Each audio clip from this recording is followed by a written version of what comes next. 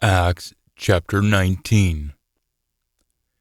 Now it occurred while Apollos was in Corinth, in Achaia, South Greece, that Paul, who had passed through the upper parts from Galatia and Phrygia into Lydia, came down to Ephesus, a coastal city in Lydia, West Turkey, and found some students.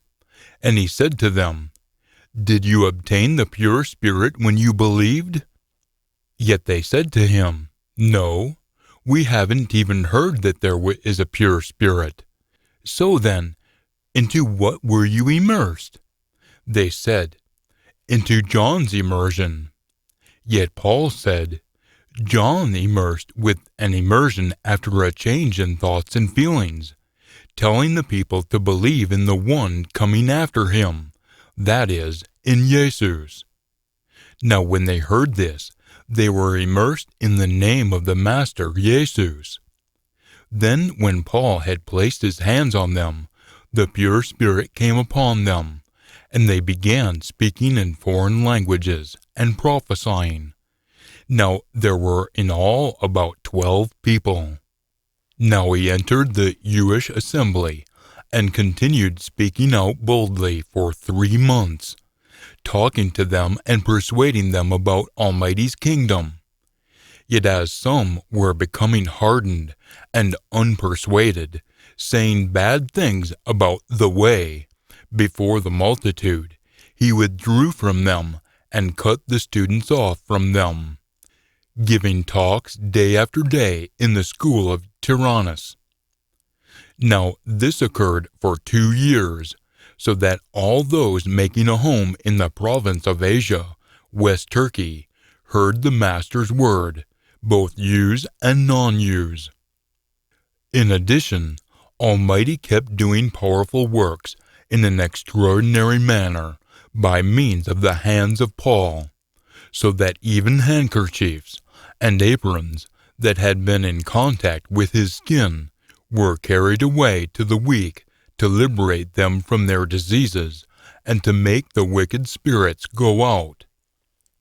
Now some of the wandering Jewish exorcists also attempted to mention the name of the Master Jesus upon those who had wicked spirits, saying, "I command you by an oath to the Jesus whom Paul proclaims."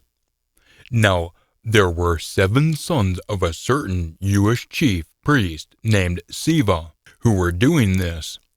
Yet in response, the wicked spirit said to them, "I know Jesus, and I have experience with Paul. Yet who are you?" Then the human, in whom the wicked spirit was, leaped upon them, gained mastery over both of them, and was too strong for them, so that they escaped out of that house naked and wounded. Now this became known to everyone making a home in Ephesus, a coastal city in Lydia in West Turkey, both Jews and non-Jews, and fear fell over them all, and the name of the Master Jesus was being magnified. In addition, many exorcists who had become believers kept coming, confessing and delivering the message among them about their former practices. Now a considerable number of those who had practiced things that shouldn't concern them brought their scrolls together and began burning them up in the sight of everyone.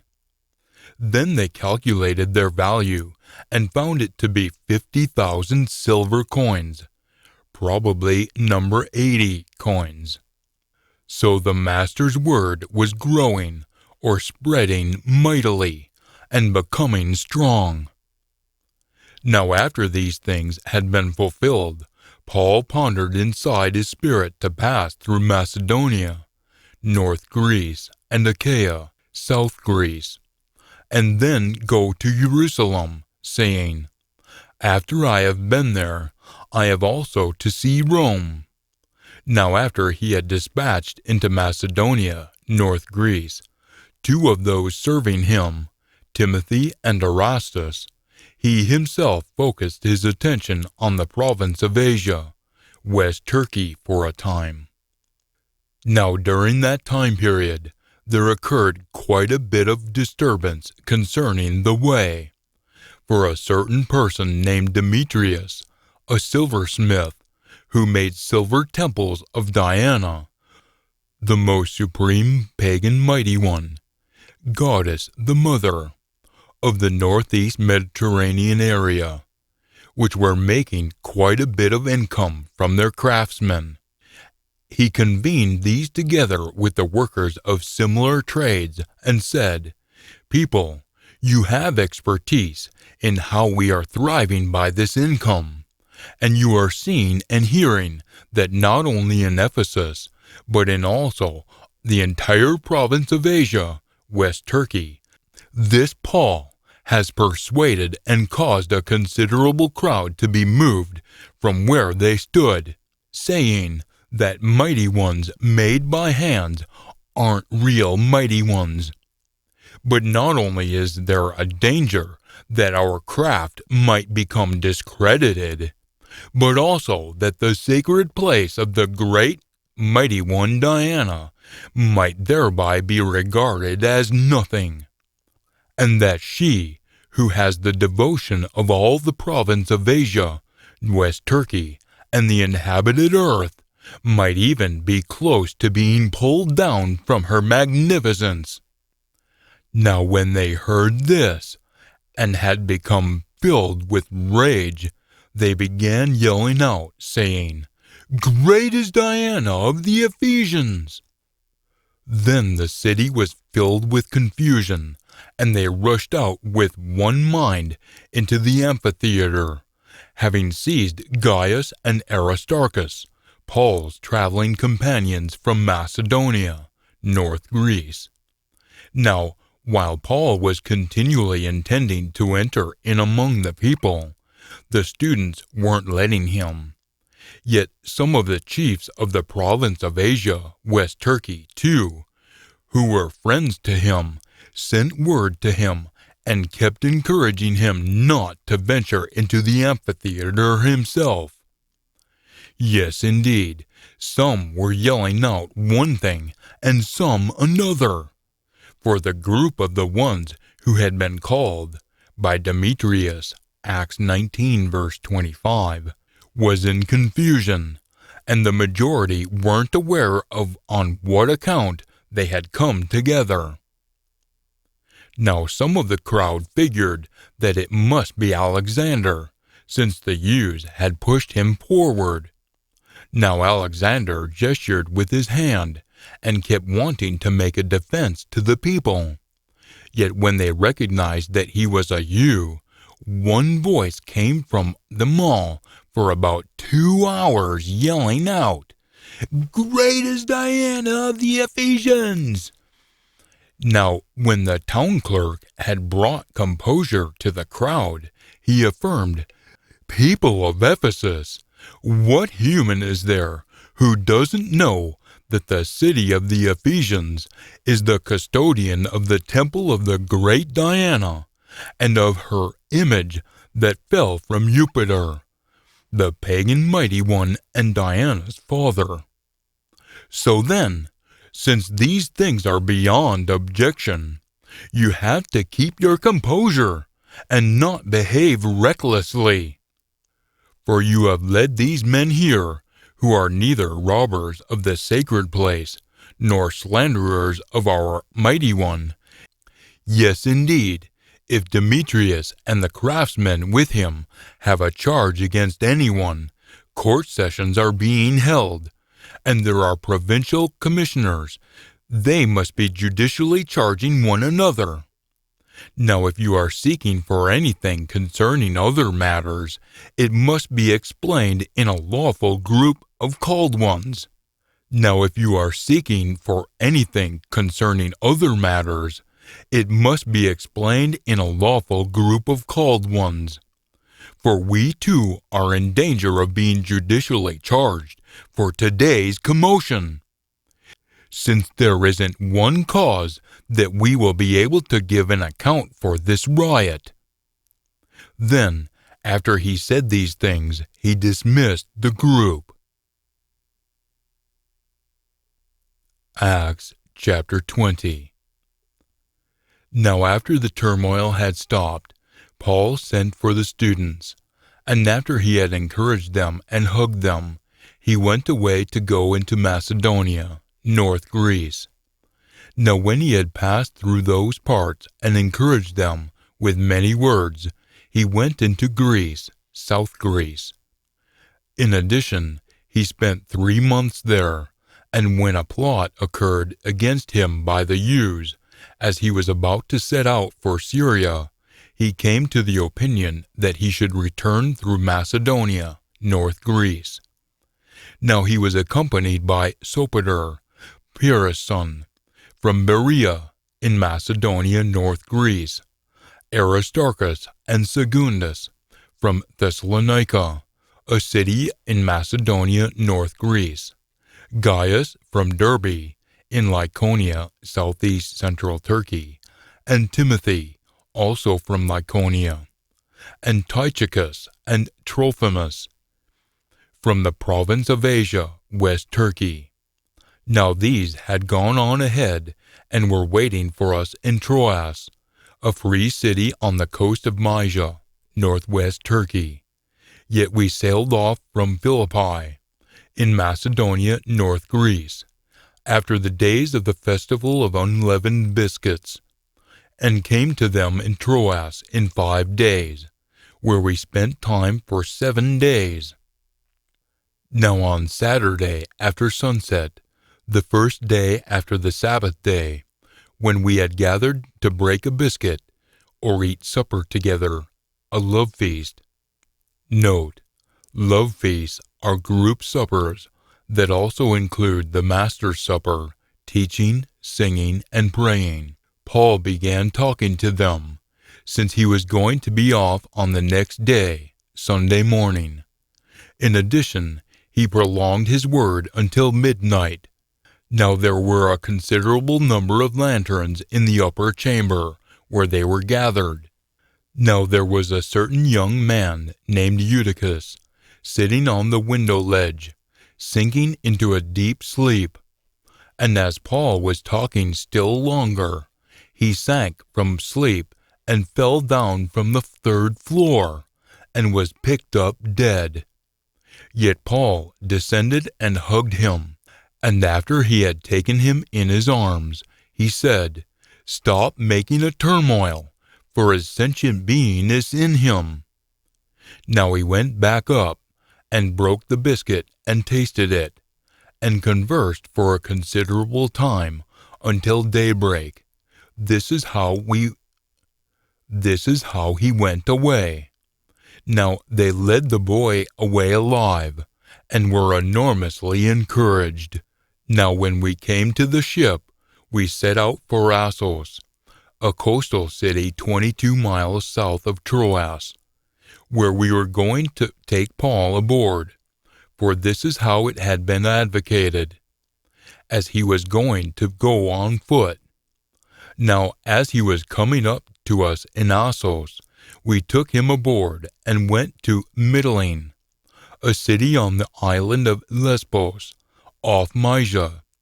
Then we sailed from there, and the following day we eventually reached a point off Chios, another island further south. Then on the 2nd day we put in at Samos, another island still further south. Then the next day we came to Miletus, a coastal city south of Ephesus, for Paul had decided to sail past Ephesus, a coastal city in Lydia, West Turkey, so that he might not be lingering in the province of Asia, West Turkey, for he was hurrying to be in Jerusalem, if possible, by the day of Pentecost, the Jewish harvest feast, the 50th day. Now from Miletus he sent word to Ephesus, a coastal city in Lydia, West Turkey, and called for the older ones of the group of called ones. Now when they came to him, he said to them, You have expertise in the facts of how from the first day that I stepped into the province of Asia, West Turkey, I was with you all the time, slaving for the Master with all humility and tears, and with the test that happened to me through the plots of the years. How under no circumstances did I shrink back from delivering the message among you about anything that caused improvement, and teaching you in public and in house after house, giving testimony to both yous and non-yous about a change in thoughts and feelings towards Almighty and faith towards our Master Jesus the Anointed One. Yet now, notice, I'm going to Jerusalem as a prisoner of my spirit, not being aware of what I will meet with there, except that the pure Spirit is giving testimony to me in city after city, saying that prison restraints and oppressions are waiting for me. But on no account am I making my sentient being precious to myself, so long as I can complete my course and the dispensing responsibility that I have obtained from the Master Jesus, to give testimony to the good message about Almighty's favor. Yet now, notice, I am aware that all of you, among whom I passed through proclaiming the kingdom, will see my face no more. For this reason, I am testifying to you on this very day that I am clean from everyone's blood. For under no circumstances did I shrink back from delivering the message from among you about Almighty's entire counsel. You must be continually paying attention to yourselves and to the entire flock, among which the pure Spirit has appointed you as caretakers, to be continually shepherding Almighty's group of called ones that He purchased through His own blood. I am aware that after I am out of reach, burdensome wolves will enter in among you, not sparing the flock. And from among yourselves people will rise up, speaking perverted things to pull the students away after them. For this reason, you must be continually wide awake, remembering that night and day for 3 years I didn't stop admonishing each one of you with tears. Yet now I am committing you to Almighty and to the word about His favor, which is able to build you up and give you your inheritance among all those who have been purified. I have desired no one's silver, gold, or valuable garment. You know that these hands of mine have assisted my needs and the needs of those who were with me. In everything, I suggested to you that by laboring like this, you ought to be continually supporting those who are too weak to provide for themselves. In addition, you ought to be continually remembering the words of the Master Jesus, that He Himself said, "One is going to be happier giving than obtaining." Then, when He had said these things, He knelt down together with them and led a prayer. Now there occurred considerable weeping by them all, and hugging Paul's neck. They kept kissing him fondly, being especially pained by the word that he had declared, that they weren't going to see his face any more. Yet they were helping him on his way to the ship. Acts chapter 21. Now when it occurred that we set out, after we had pulled away from them, we ran a straight course and came to Kos, an island south of Miletus, and the next day to Rhodes, an island southeast of Kos, and from there to Patara, a coastal city in Lycia, southwest Turkey. Then when we had found a ship going across to Phoenicia, West Lebanon, we stepped on board and set out. Now when Cyprus, the large Mediterranean island, appeared on the horizon, leaving it on the left, we kept sailing to Syria and landed at Tyre, a coastal city in South Phoenicia of Syria, West Lebanon, for the ship was to have its load carried off there.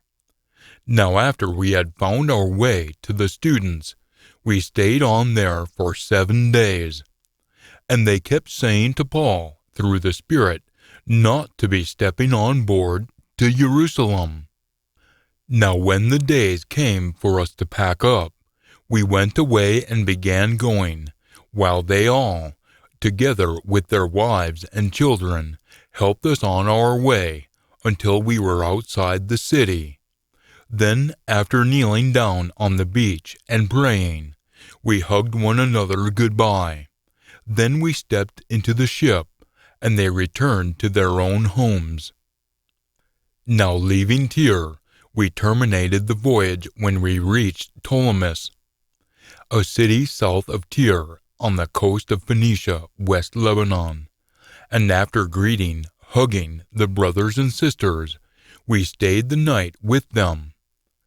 Now on the next day, we went away and went to Caesarea, a coastal city in northwest Samaria, 64 miles from Jerusalem. Then we entered into the house of Philip, the one spreading the good message, who was one of the 7, Acts 6, verse 5, and stayed with him. Now he had 4 virgin daughters, who were prophets. Now while they were staying on there for some days, a certain prophet named Agabus came down from Judea. Now after he came to us, he picked up Paul's belt and bound his own feet and hands, and said, "Now this is what the pure Spirit says. This is how the Jews in Jerusalem will bind the man that this belt belongs to, and they will deliver him over into the hands of the pagans." Now when we heard these things, we, as well as the local residents, began encouraging him not to go up to Jerusalem. Then Paul responded and said, "What are you doing, weeping and undermining my heart? For I am ready not only to be bound, but even to die in Jerusalem on behalf of the name of the Master Jesus." Now since he wasn't going to be persuaded, we became quiet. After we had said, "Whatever is wanted by the Master must be continually done." Now after these things, we loaded up our baggage and began going up to Jerusalem.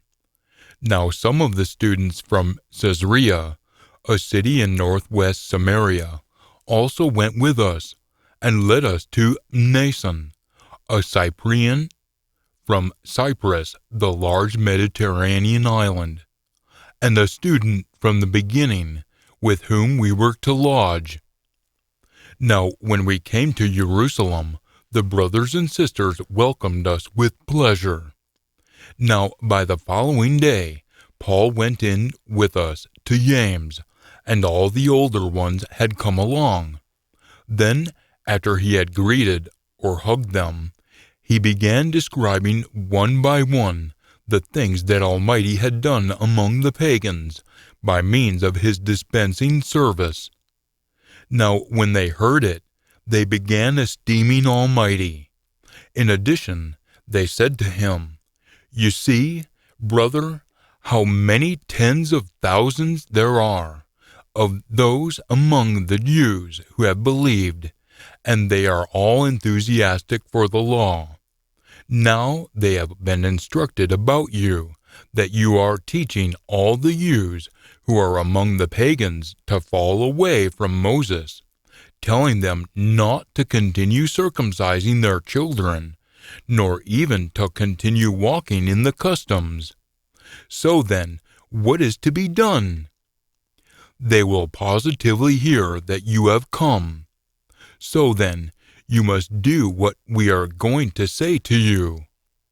There are 4 men with us who have a vow on them. You must take these along, be purified together with them, and pay their expenses, so that they will shave their heads. Then everyone will know that there is nothing to the things that they have been instructed about you, but that you yourself are also walking a straight line, maintaining the law. Now concerning the pagans who have believed, we wrote a letter, Acts 15 verses 19 through 29, having decided that they are to continually guard themselves from eating an idol sacrifice, from eating blood, from eating a strangled animal, and from non-marital sexual intercourse. So then, Paul took the men along, and on the next day purified himself with them, and went into the sacred place, publicizing the fulfillment date of the days of purification, when the offering was to be offered for each one of them. Now when the 7 days were about to be concluded, the Jews from the province of Asia, West Turkey, when they gazed at him in the sacred place, began throwing the entire crowd into confusion, and put their hands on him, yelling out, "People of Israel, help!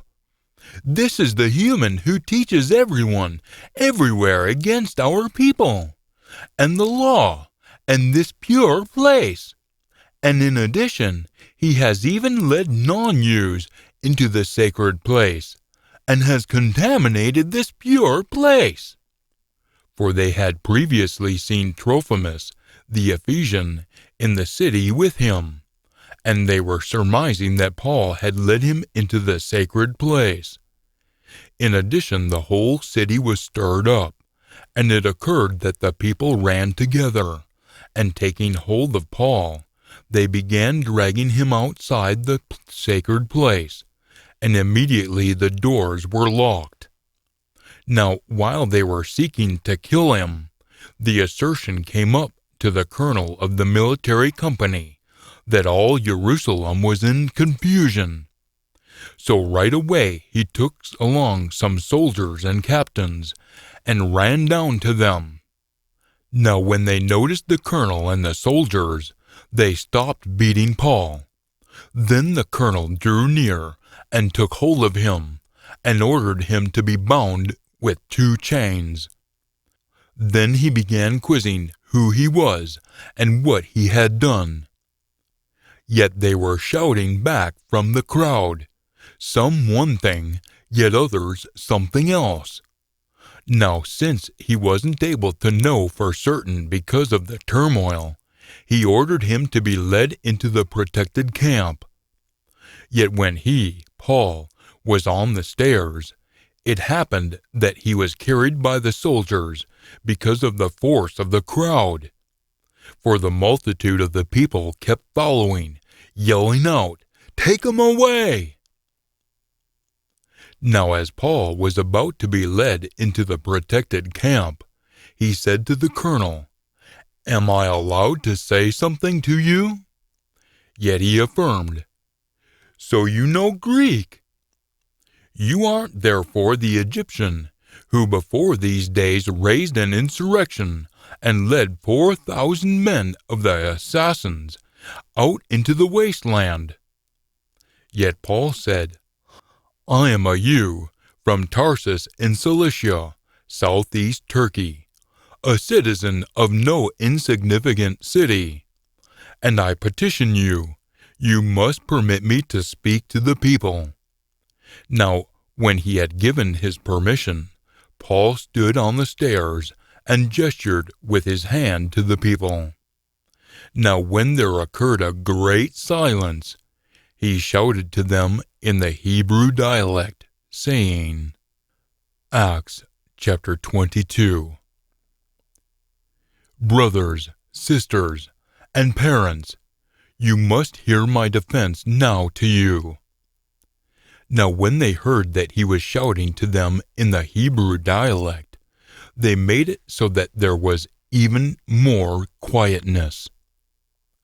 Then he affirmed, I am a Jew, born in Tarsus of Cilicia, southeast Turkey, yet raised in this city, Jerusalem, trained at Gamaliel's feet, strictly according to the law of our forefathers, being enthusiastic for Almighty, just as all of you are today. I persecuted those of the way, even to their death, tying up both men and women and delivering them over to jail, as even the chief priest and the entire body of older ones can testify. I also received letters from them to the brothers and sisters in Damascus, a city in North Arabia, and I began going to also lead those there bound to Jerusalem, so that they might be subjected to revenge. Now it occurred, as I was going and drawing near to Damascus, about noontime, that a considerable light suddenly flashed from the sky around me, and I fell flat, and heard a voice saying to me, Saul, Saul, why are you persecuting me? Yet I responded, Who are you, Master? Then he said to me, I am Jesus, the Nazarene, whom you are persecuting. Now those who were with me gazed at the light, yet they didn't hear the voice of the one who was speaking to me. That is, they heard a sound, Acts 9:7, but didn't understand the words. Now I said, What should I do, Master? Now the Master said to me, Rise up and go into Damascus, and there it will be spoken to you about everything that has been arranged for you to do. Yet since I couldn't observe anything, because of the esteem of that light, I was led by the hand by those who were with me, and went into Damascus. Now a certain Ananias, a reverent man according to the law, testified about by all the Jews making a home there, came to me, and standing by me said to me, Saul, my brother, receive your sight. Now at that very hour I looked up at him. Now he said, The Almighty of our forefathers has appointed beforehand for you to know what he wants, and to be acquainted with the Just One, and to hear a voice from his mouth. This is because you must continually be his witness to all humans about the things you have seen and heard. Yet now, what are you waiting for? You must rise up, be immersed, and bathe off your wrongdoings, appealing to his name, Jesus. Now it occurred when I returned to Jerusalem and was praying in the sacred place that I came to be in a trance, and I noticed him saying to me, You must hurry and go out of Jerusalem quickly, because they won't accept your testimony about me. Then I said, Master, they have expertise in the fact that I was jailing and lashing those in Jewish assembly after assembly who were believing in you. And when the blood of your witness Stephen was being poured out, even I myself was standing by, approving of it, and guarding the outer garments of those who were doing away with him. But he said to me, You must go, because I will dispatch you far away to the pagans. Now they kept hearing him up to this word. Then they lifted up their voices, saying, Take such a person away from the earth, for it isn't suitable for him to live.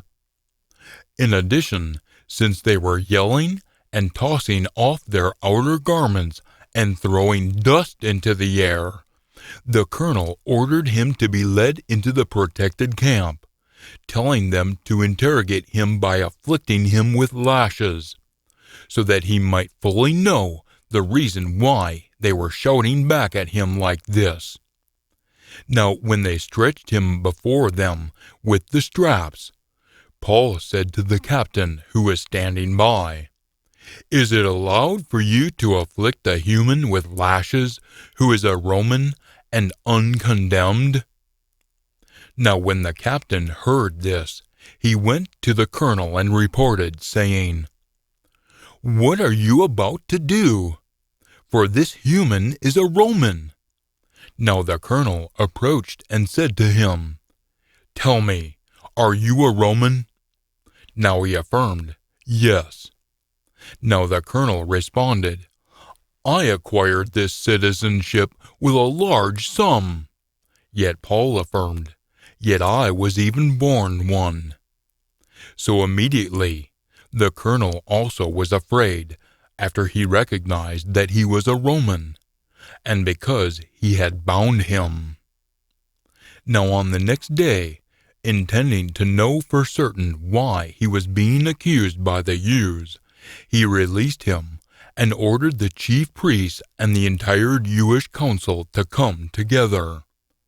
Then he led Paul down and stood him before them. Acts chapter 23.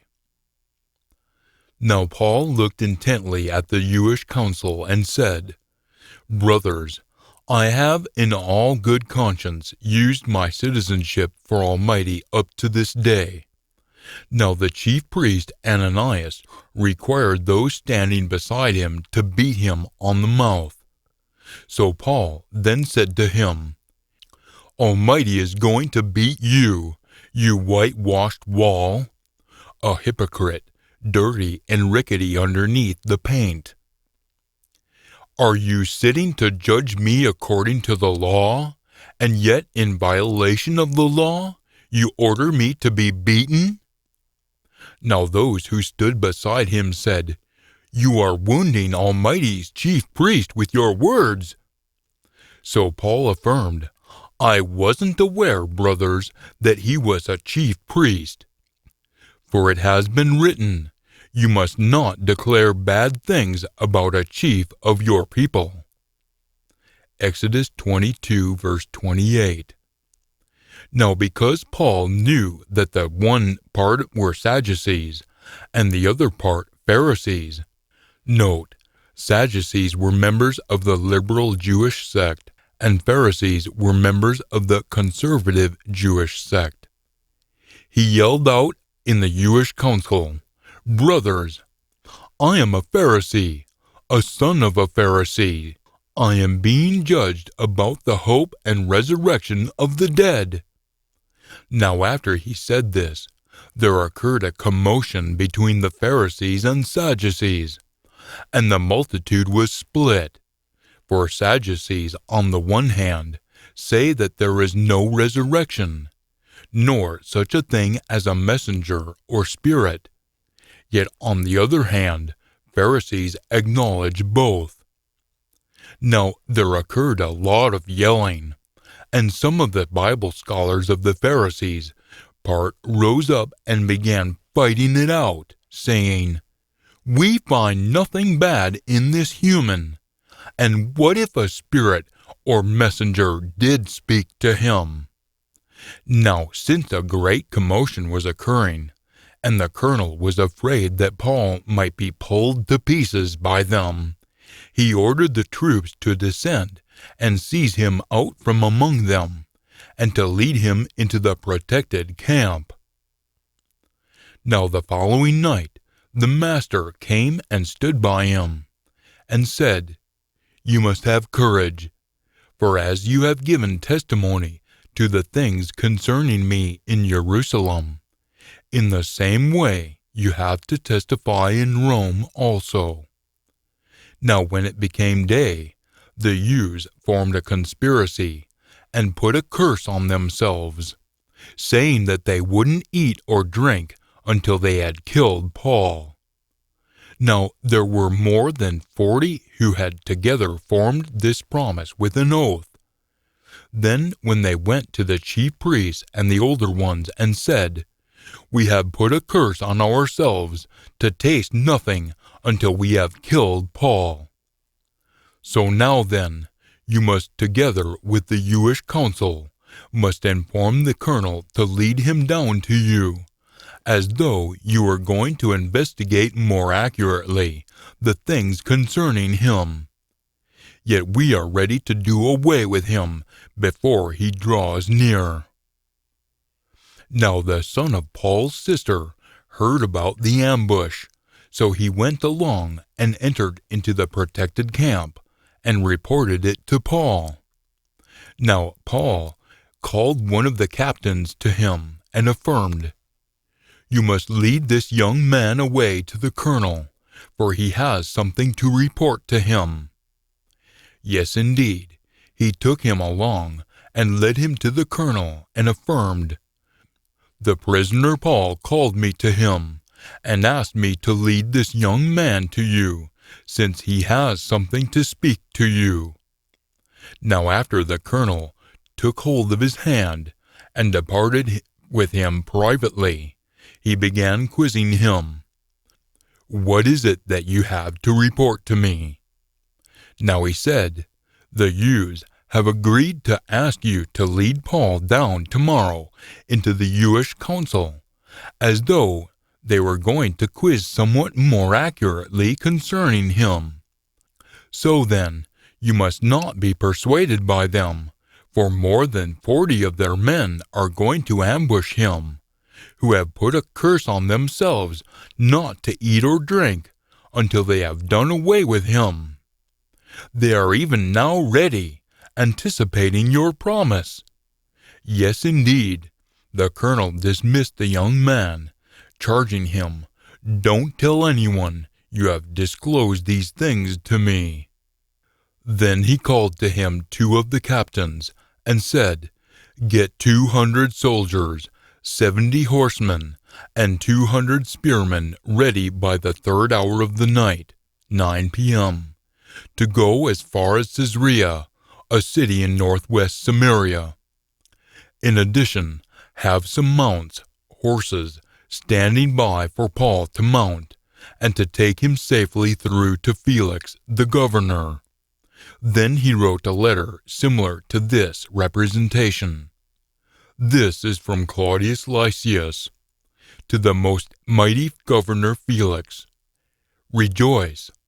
This man was apprehended by the Jews, and was about to be done away with by them, when I came upon them with the troops. And I yanked him out, when I learned that he was a Roman.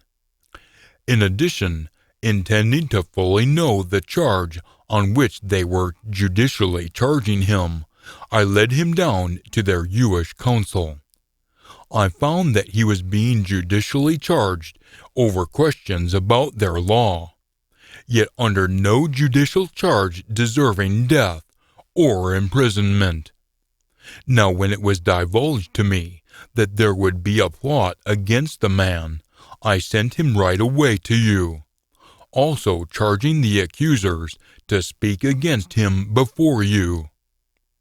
Yes, indeed, the soldiers, according to what had been advocated to them, took Paul and led him through the night to Antipatris, 37 miles from Jerusalem. Now on the next day, after they let the horsemen go ahead with him, they returned to the protected camp. Then when these had entered into Caesarea, a city in northwest Samaria, and delivered the letter to the governor, they also presented Paul to him. Now when he had read it, he asked from what province he was, and when he found out from his quizzing that he was from Cilicia, southeast Turkey, he affirmed, "I will give you a hearing after your accusers also come along," giving orders for him to be guarded in Herod's palace. Acts chapter 24. Now after 5 days the chief priest Ananias descended with some older ones and an orator, a certain Tertullus, and they delivered the message to the governor against Paul. Now after he, Paul, had been called in, Tertullus began to accuse him, saying to the governor, "Since we have encountered much peace through you, and since reforms are occurring in this nation through your provisions, we are welcoming this in every way and everywhere, most mighty Felix, with all thankfulness. Yet, so that I might not restrict you too long, I encourage you to hear us briefly in your leniency. For we have found this man to be a plague, who stirs up insurrection among all the Jews in the inhabited earth, and a ringleader of the sect or denomination of the Nazarenes. And he even attempted to make the sacred place impure. But we took hold of him." No verse 7. By examining him yourself about all of these things, you will be able to fully know the things of which we are accusing him. Now the Jews also agreed, asserting that these things were so. Now when the governor had nodded for him to speak, Paul responded, "Since I have expertise in the fact that for many years you have been a judge to this nation, I am cheerfully defending myself concerning these things. Since you can come to recognize that it wasn't more than 12 days ago that I went up to worship in Jerusalem. Now neither in the sacred place, nor in the Jewish assemblies, nor throughout the city did they find me talking with anyone or causing an assault by a crowd. Nor can they present evidence to you about the things of which they now accuse me. Yet this I do acknowledge to you, that according to the way, which they call a sect or denomination, I do offer divine service to the Almighty of my forefathers, believing everything which is according to the law, and which has been written in the prophets, having a hope in Almighty, which these themselves also are anticipating, that there will be a resurrection that is going to come for both those who are just and those who are unjust. So in this I am continually exerting myself to all times have a conscience that isn't a stumbling block before Almighty and humans. Now after a number of years, I came along to make merciful donations to my nation and to bring offerings. And they found me doing these things in the sacred place after I had been purified, neither with a crowd nor with a turmoil. Yet some Jews from the province of Asia, West Turkey, were there, and they were the ones who ought to be present here before you to accuse me, if they have anything against me. Or these themselves must say what injury they found when I stood before the Jewish council, unless it is about this one sound that I yelled out while standing among them. It is about the resurrection of the dead that I am being judged before you today." Yet Felix, who already had a rather accurate awareness about the way, postponed the case, saying, "When Colonel Lysias comes down, I will investigate your case further." Then he advocated to the captain for him to be kept, but in a relaxed manner, and not to prevent any of his people from assisting him. Now some days later, Felix came along with his wife Drusilla, who was a Jew, and sent for Paul, and heard him speak about faith in the Anointed One Jesus. Now as he was talking to him about doing things that are right and just, about self-control, and about the coming judgment, Felix became frightened and responded, "You must go for now, yet when I have an occasion I will call you." At the same time, too, he was hoping that money would be given to him by Paul. For this reason, he also kept sending for him more frequently and conversing with him. Yet after 2 years had been fulfilled, Felix was succeeded by Porcius Festus, and since he wanted to do the Jews a favor, Felix left Paul imprisoned. Acts chapter 25.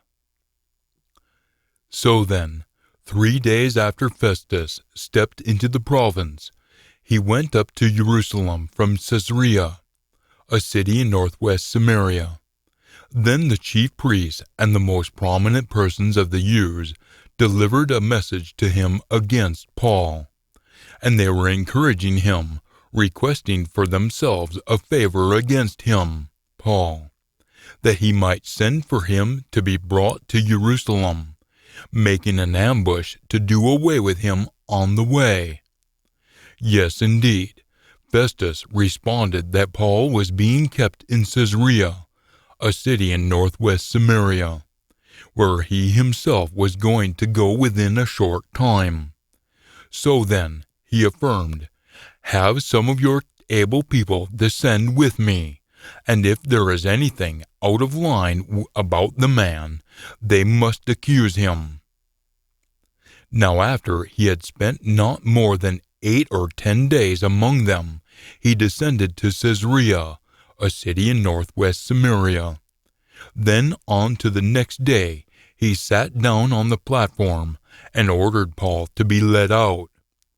Now when he came along, the Jews who had descended from Jerusalem stood around him, bringing their many and heavy charges against him, which kept having no strength, as they weren't supported by evidence. Paul said in his own defense, "I have done nothing wrong either against the law of the Jews, against the sacred place, or against Caesar." Now since Festus wanted to do the Jews a favor, he said in response to Paul, "Are you willing to go up to Jerusalem to be judged there before me about these things?" Yet Paul said, "I am already standing before the platform of Caesar, where I ought to be judged. I haven't injured the Jews in anything, as you too are most ideally recognizing. Yes, indeed, if I am doing injury, I have behaved in a manner deserving of death, and having behaved in a manner deserving of death, I won't refuse to die. Yet if there is nothing to the accusations of these people, no one can surrender me to them as a favor. I appeal to Caesar." So when Festus had then conferred with his council, he responded, "You have appealed to Caesar. To Caesar you will go."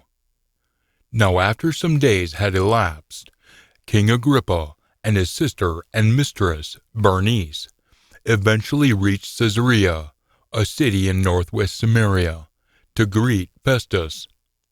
Now as they were spending more days there, Festus submitted Paul's case to the king, saying, "There is a certain man left a prisoner by Felix, about whom the chief priests and the older ones of the Jews delivered a message to me when I went to Jerusalem, requesting a sentence of condemnation upon him. I responded to them that it isn't the custom of the Romans to surrender any human as a favor before the accused has met his accusers face to face, and has been in a position to defend himself against the judicial charge. So after they had then come together here, without any postponements, I sat down on the platform the very next day, and ordered the man to be led out. Now when the accusers stood up, they weren't bringing a charge against him of such wicked things as I was suspecting. Yet they were having against him certain questions concerning their own religion, and concerning a certain Jesus who died, but whom Paul kept asserting was alive. Now, since I was perplexed by the questioning about these things, I asked him if he wanted to go to Jerusalem and be judged there about these things. Yet when Paul appealed to be kept for an imperial investigation, I ordered him to be kept until I sent him up to Caesar. Now Agrippa said to Festus, I also was intending to hear the human myself. Tomorrow, he affirmed, you will hear him. So then, on the next day, when Agrippa and Bernice had come with much pageantry, and entered the audience hall, together with the colonels and the dignitaries of the city, Festus gave the order, and Paul was led out. Then Festus affirmed, King Agrippa, and all who are present here with us, you see this person about whom the entire multitude of the Jews have interceded with me, both in Jerusalem and here, crying out that he ought not by any means live any longer. Yet I grasped that he hadn't behaved in a manner deserving of death. Yet since he himself appealed to the imperial judge, I decided to send him. But I don't have anything certain to write about him to my master. For this reason, I have led him before you, and especially before you, King Agrippa, so that after an examination has occurred, I might have something to write. For it seems irrational to me, when sending a prisoner, not to also signify the charges against him. Acts chapter 26. Now Agrippa affirmed to Paul, you are permitted to speak for yourself. So Paul then stretched out his hand and made his defense. King Agrippa, I have been thinking to myself how happy I am to be about to make my defense before you today, about all the things of which I am being judicially charged by the Jews, especially since you are knowledgeable about all the customs and questions of the Jews. For this reason, I petition you to hear me patiently. Yes, indeed, all the Jews are aware of my manner of life from my youth, which from the beginning occurred among my nation and in Jerusalem. They have continually known about me from the very first, and if they were willing, they could testify that, according to the most accurate sect or denomination of our religious observances, I lived as a Pharisee. Yet now I stand being judged for my hope in the promise made by Almighty to our forefathers, the promise for which our 12-tribed people are continually hoping to reach, as they earnestly offer divine service night and day. It is for this hope, King, that I am being judicially charged by the Jews. Why is it being judged unbelievable by you that Almighty is going to wake up the dead? Yes, indeed, I supposed to myself that I ought to engage in many things contrary to the name of Jesus the Nazarene. And this is what I then did in Jerusalem. Not only did I lock up many of the pure ones in jails, having obtained authority from the chief priests, but also, when they were done away with, I brought my boat against them.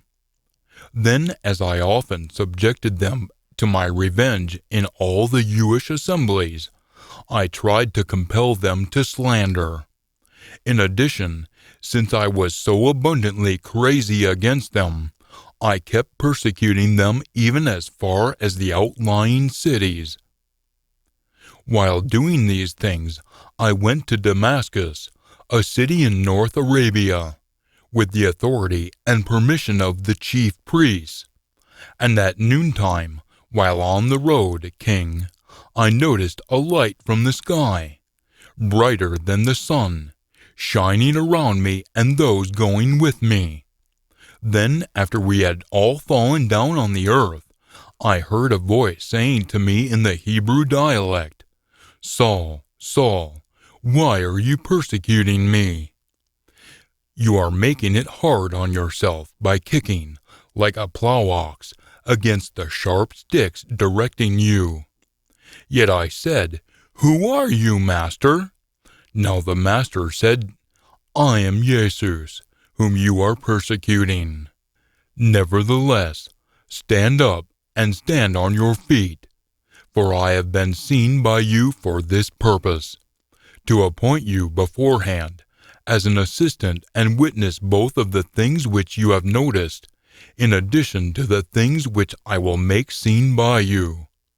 I'm going to be yanking you out from your people and from the pagans, to whom I am dispatching you, to open their eyes, to turn them around from darkness to light, and from Satan's authority to Almighty, for them to obtain forgiveness for their wrongdoings, and to share of the inheritance among those who have been purified by faith in me." From this point, King Agrippa, I wasn't unpersuaded by the heavenly vision, but both to those in Damascus first, and also in Jerusalem, and then to the entire province of Judea, and then to the pagans, I kept reporting that they were to change their thoughts and feelings, and turn back to Almighty, behaving with works worthy of a change in thoughts and feelings. On account of these things, some Jews apprehended me in the sacred place, and were attempting to kill me with their own hands. So then, having encountered assistance from Almighty, I have stood to this day testifying to both small and great, saying nothing outside of what both the prophets and Moses spoke about the occurrences that were going to come. That is, that the Anointed One was going to suffer, and that as the first out of a resurrection from the dead, he was going to be announcing light, both to our people and to the pagans. Now as he was making this defense, Festus affirmed with a loud voice, "You are crazy, Paul. All your study of the writings is driving you crazy." Yet Paul affirmed, "I'm not crazy, most mighty Festus. Rather, I am making a speech with sensible, not crazy declarations that are true. For the king has expertise about these things, so I am speaking out boldly to him, since I am persuaded that none of these things are escaping his notice. For this isn't a thing that has been put into practice in a secret corner. King Agrippa, you believe the prophets, don't you? I am aware that you do believe them." Yet Agrippa said to Paul, "In such a short time, are you going to persuade me to make me a Christian, a follower of the Anointed One?"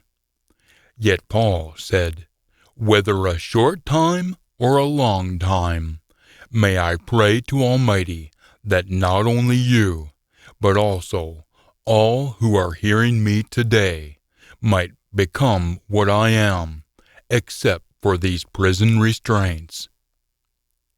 Then the king rose up, and the governor and Bernice, and those who were sitting with them, and after they had departed, they began speaking with one another, saying, "This human isn't behaving in a manner deserving death or imprisonment." Now Agrippa affirmed to Festus, "This human could have been released if he hadn't appealed to Caesar." Acts chapter 27. Now as it was decided that we should sail away to Italy, they proceeded to deliver Paul and some other prisoners over to a captain of the imperial military company, named Julius. Now after we stepped on board a ship from Adramyttium in Mysia, northwest Turkey, that was about to set for ports along the coast of the province of Asia, West Turkey. We set out, and Aristarchus, a Macedonian from North Greece, from the city of Thessalonica, was with us. Then on the second day we landed in Sidon, a coastal city in Phoenicia, West Lebanon, and Julius treated Paul humanely, and permitted him to go to his friends for ordinary care. Now when we set out from there, we had to detour around the north side of Cyprus, the large Mediterranean island, because the winds were contrary. Then, after we had sailed through the open sea off Cilicia, southeast Turkey, and Pamphylia, south Turkey, we came down to Myra, in Lycia, southwest Turkey. Now there the captain found a ship from Alexandria sailing to Italy, and he had us step up into it. Now we sailed slowly for a considerable number of days, and hardly came to a point off Cnidus, a coastal city of Caria, southwest Turkey, since the wind wasn't letting us towards it, and we had to detour around the south side of Crete, a large Mediterranean island, off Cape Salmon, and hardly skirting along it, we came to a certain place called Ideal Harbors, near the city of Lasea. Now when considerable time had elapsed, and the voyage was now going to be hazardous, because even the Jewish fast of atonement in October had already passed, Paul began exhorting them, saying, "Men, I see that the voyage is going to be with damage and much loss, not only of the cargo and of the ship, but also of our sentient beings." Yet the captain was persuaded by the ship's captain and by its charterer, rather than by what was being said by Paul. Now, since the harbor was unfit for spending the winter, the majority gave counsel to set out from there, on the chance that somehow they could eventually reach Phoenix, a harbor of Crete, looking away from the winds from the southwest and the northwest, and spend the winter there. Now when a wind from the south blew gently, they had the impression that they had taken hold of their purpose. So they took up the anchor, and began skirting along close to Crete. Yet before long a hurricane, called a northeaster, hurled down from the island. Now when the ship was seized by it, and couldn't face into the wind, we gave up fighting it, and were carried along. Now running under the shelter of a small island called Clauda, we were hardly strong enough to control the ship's small towed boat. Then, after they had taken it up, and used supporting cables to undergird the ship, in addition, because they were afraid that they might run aground on the sandbars of Syrtis, in the Gulf of Sidra off Libya, North Africa, they lowered the gear, the fair-weather sails and mast, and were brought along like this. Yet since we were being tremendously tossed by the tempest, the next day they began throwing the load overboard. Then on the third day they tossed over the ship's items with their own hands. Now since neither the sun nor the stars appeared for many days, and this was quite a tempest lying upon us, from then on all hope of our being saved from dying was being taken away from us. In addition, since they had gone a long time without food, Paul then stood among them and said, "People, you ought to have yielded to me and not set out from Crete, and gained this damage and loss. But now I am exhorting you to be cheerful, for there won't be thrown away one sentient being from among you, only the ship. For last night a messenger from Almighty, to whom I belong, and to whom I am also offering divine service, stood beside me, saying, 'Stop being afraid, Paul. You have to stand before Caesar.' Now notice, Almighty has granted to you as a favor all those who are sailing with you. For this reason, you must be cheerful, people, for I believe Almighty, that in every way it will be like what has been spoken to me. Yet we have to run aground on a certain island." Now when the 14th night had come, as we were drifting around in the Adriatic Sea, the Mediterranean between Greece and Italy, during the middle of the night, the sailors began suspecting that we were nearing some country. So they let down the lead weight and found the water 120 feet deep. Now after a bit of an interval, they also let down the lead weight again and found the water 90 feet deep. In addition, since they were afraid that somewhere we might run aground on some rough places, they tossed 4 anchors from the back of the ship and began praying for the day to come. Now as the sailors were seeking to get away from the ship, and had lowered the ship's small boat into the sea under the pretense that they were going to stretch the anchors out from the front of the ship, Paul said to the captain and soldiers, "Unless they stay in the ship, you can't be saved from dying." So the soldiers then chopped off the ropes to the ship's small boat and let it fall away. Now until the day was about to come, Paul kept encouraging them to all receive a share of nourishment, saying, "Today is the 14th day that you have been in expectation and gone completely without food, having taken nothing. For this reason, I am encouraging you to receive a share of nourishment, for this is to save you from starving to death. For not a hair from the head of any of you will perish."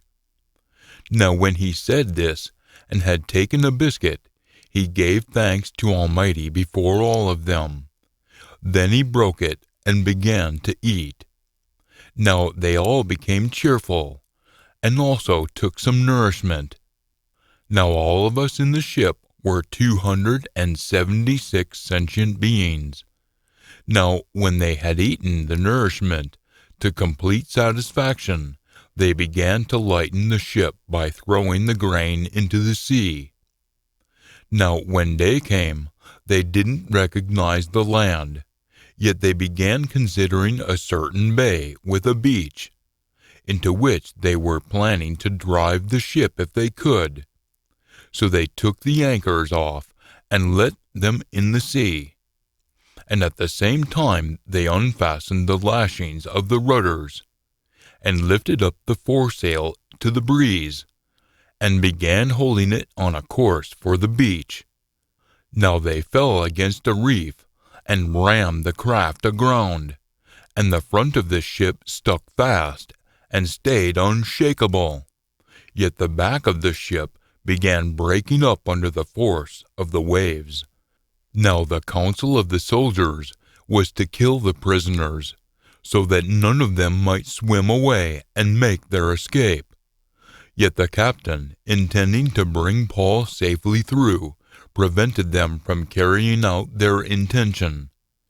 In addition, he ordered those who could swim to jump overboard first and get to the land, and the rest, some on planks and some on other things from the ship.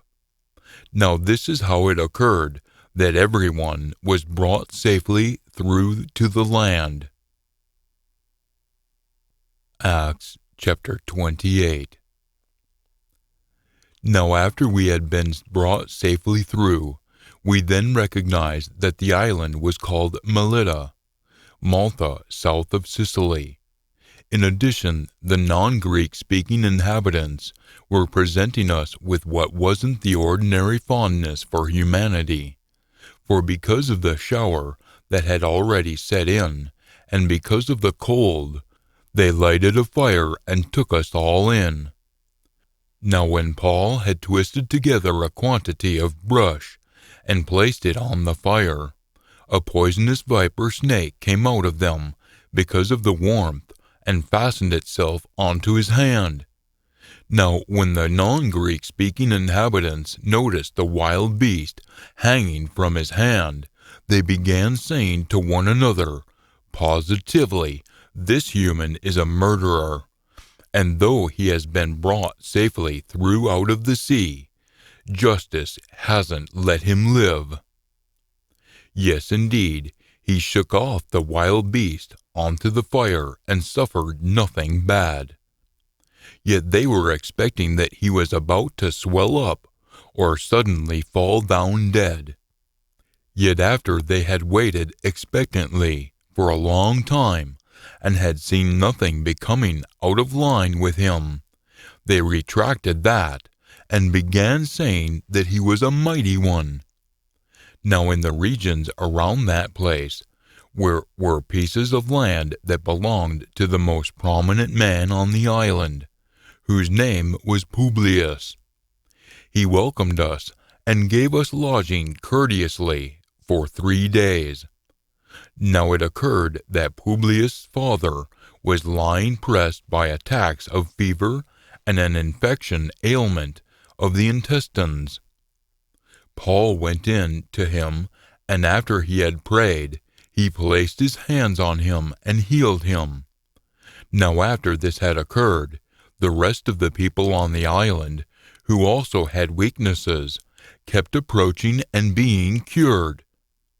Then they also honored us with many honors, and when we were going to set out, they placed on board the things that we needed. Now after 3 months, we set out in a ship from Alexandria with the twin sons of Jupiter, the chief pagan mighty one, as its figurehead, that had spent the winter at the island. Now when we landed at Syracuse, a coastal city of Sicily, we stayed on there for 3 days. Now from there we wandered around by sea and eventually reached Rhegium, a coastal city on the southern tip of Italy. Then after 1 day of wind from the south came on, and on the 2nd day we came to Puteoli, the major shipping port of South Italy. There we found some brothers and sisters, and were encouraged to stay on with them for 7 days. Now this is how we went to Rome. Now the brothers and sisters from there, when they heard about us, came as far as the Appian marketplace, a town 43 miles from Rome, and 3 hotels, a town 33 miles from Rome, to meet us. And when Paul noticed them, he thanked Almighty and took courage. Now when we entered Rome, Paul was permitted to stay by himself with the soldiers who were guarding him. Now it occurred that after 3 days he called together the most prominent people of the Jews. Now when they came together, he began saying to them, "Brothers and sisters, although I have done nothing contrary to our people, or to the customs of our forefathers, I was delivered over as a prisoner from Jerusalem into the hands of the Romans. Now after they had examined me, they were intending to release me, because not one cause for death existed against me. Now as the Jews were opposing this, I was compelled to appeal to Caesar. Not that I have any accusation against my nation. So then, it is because of this charge that I have called for you to see and speak to me. For it is on account of Israel's hope that this chain is encircling me." Yet they said to him, "We haven't received anything written about you from Judea, and not one of the brothers who has come along here has reported or spoken anything wicked about you. Now we consider it worthwhile to hear from you about the things on which you have set your mind. For concerning this sect, Christianity, it is known to us that it is opposed everywhere. Now when they had set a day for him, more of them came to him where he was lodging, and he was expounding to them, giving testimony about Almighty's kingdom, and trying to persuade them about Jesus, from both the law of Moses and the prophets, from early morning, 6 a.m., until dusk. Now some of them were being persuaded by what was said, yet others kept refusing to believe. Now since they were having disagreements with one another, they began dismissing themselves after Paul had made this one declaration. The pure Spirit spoke ideally through the prophet Isaiah to your forefathers, saying, You must go to these people and say, You will keep on hearing, but shall by no means understand, and you will keep on observing, but shall by no means have awareness. For the hearts of these people have become fat, or unfeeling, and their ears have become hard of hearing, and they have shut their eyes, so that not at any time shall they have awareness with their eyes, and hear with their ears, and understand with their hearts, and turn back to me, so I will heal them. Isaiah 6, verses 9 through 10. So then, you must be knowing that this method of salvation from destruction, from Almighty, has been dispatched to the pagans, and they will hear it. No, verse 29.